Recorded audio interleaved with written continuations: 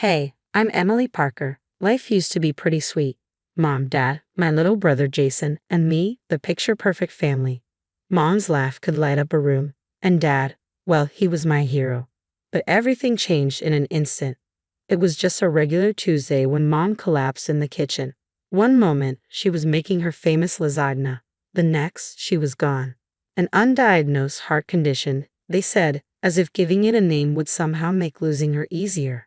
I tried to keep it together for Jason, who was only 15, but I was barely holding on myself. It's going to be okay, Jace, I tell him, though I didn't believe it. The funeral passed in a blur, my hand gripping his so tightly I was afraid to let go, afraid I'd lose him too. Dad was there, standing stone-faced. I thought he was holding it together for us. But man, was I wrong. Just 2 weeks after Mom's funeral, Dad brought home someone new.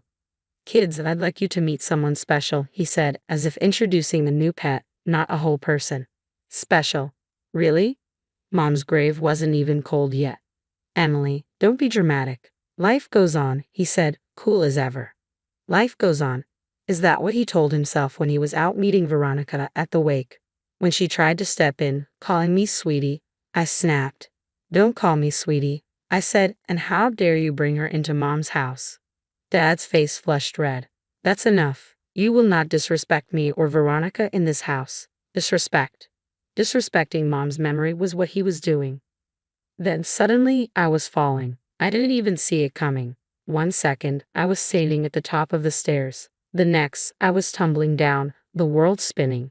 Pain exploded in my arm and head as I hit the bottom. Through the haze, I heard Veronica's shrill voice. Robert, what have you done? Everything after that was a blur. Hospital lights, a concussion, a broken arm, Dad's flimsy excuse about how I lost my balance. Right.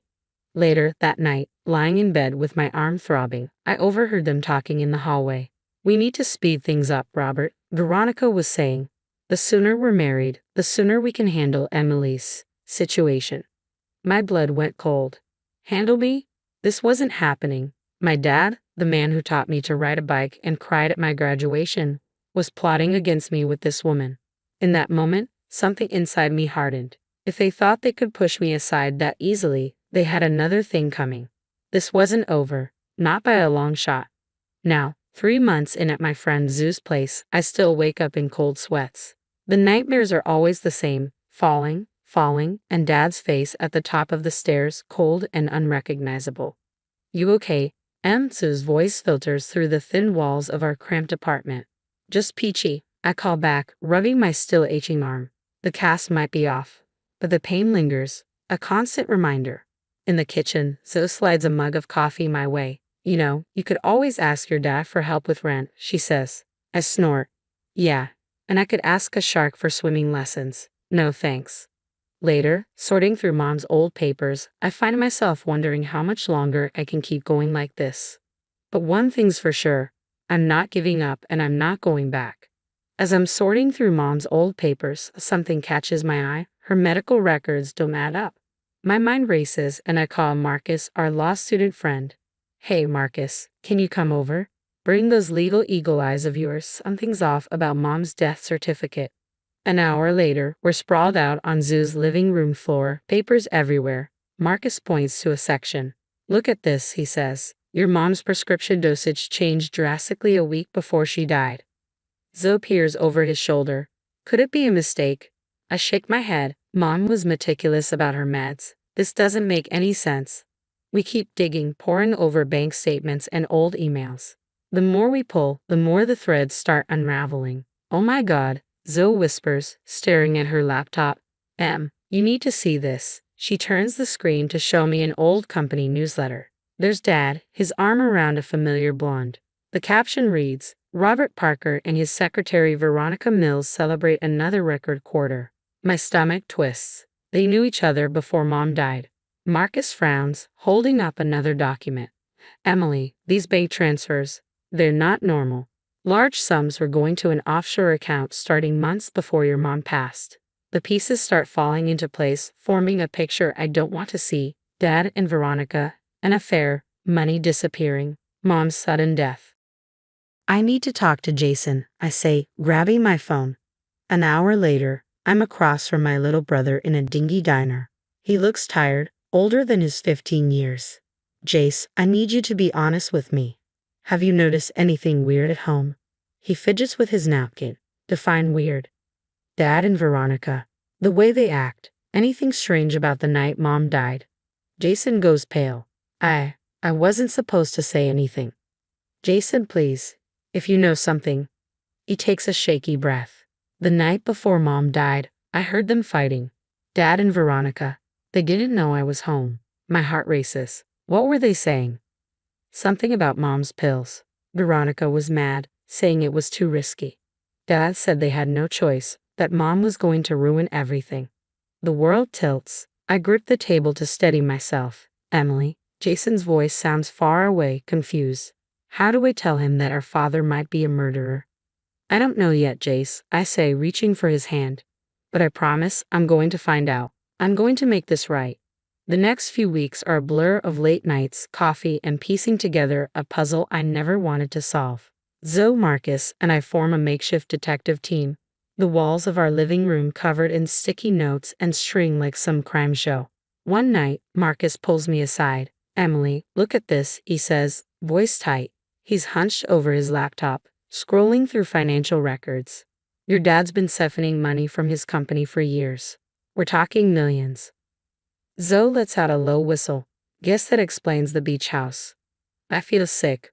Why would Dad risk everything? Greed? Marcus shrugs. Or maybe he needed to keep Veronica happy.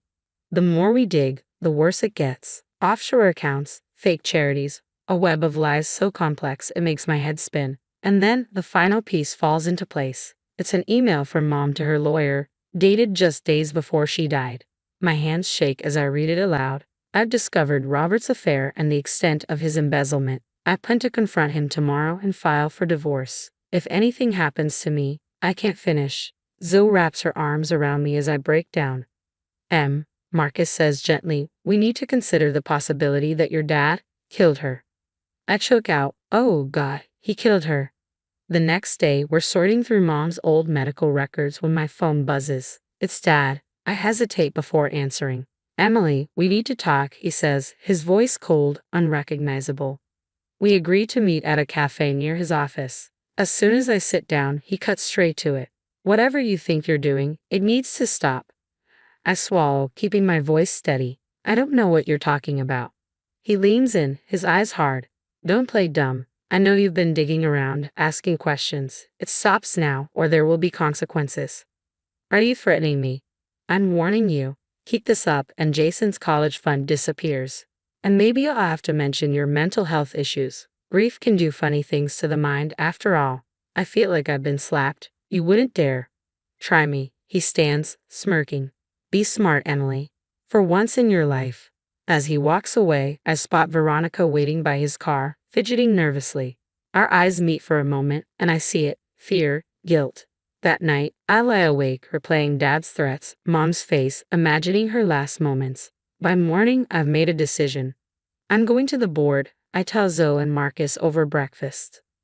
Zoe nearly chokes on her toast. Are you sure? That's a big step.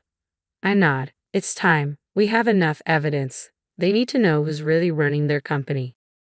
Marcus looks at me, worry etched across his face. Emily, this could backfire. Your dad's powerful. He could make your life hell.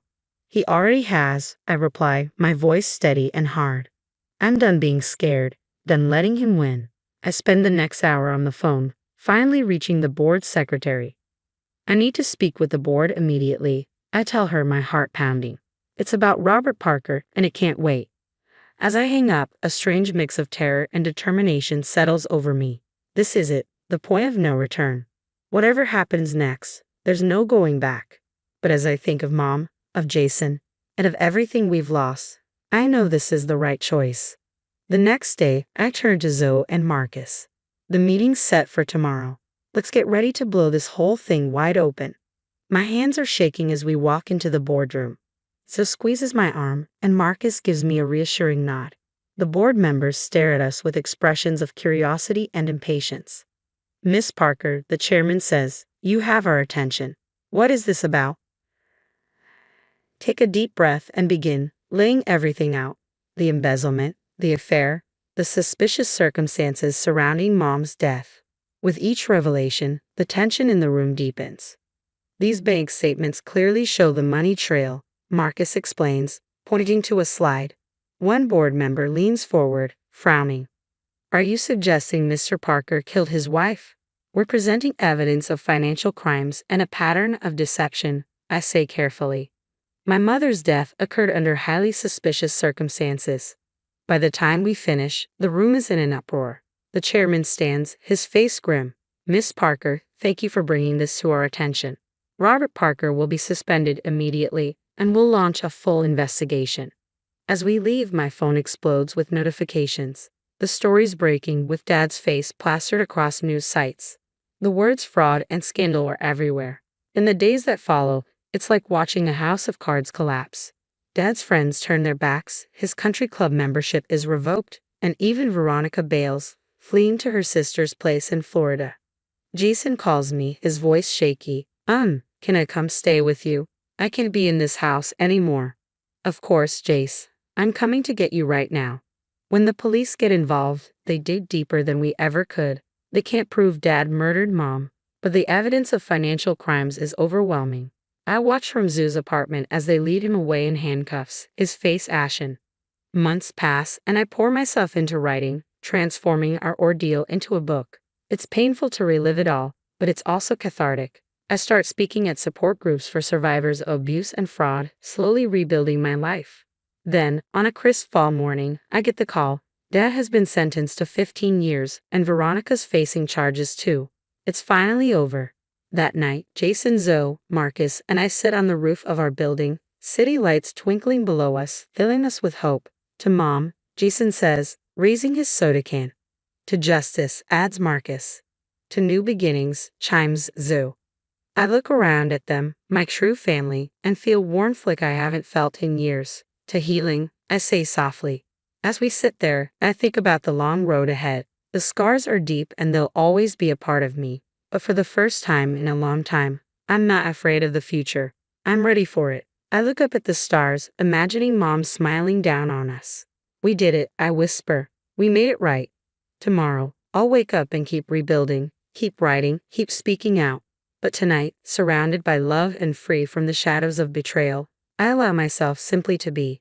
The wounds of the past are healing, making way for a future brighter than I ever dared to imagine.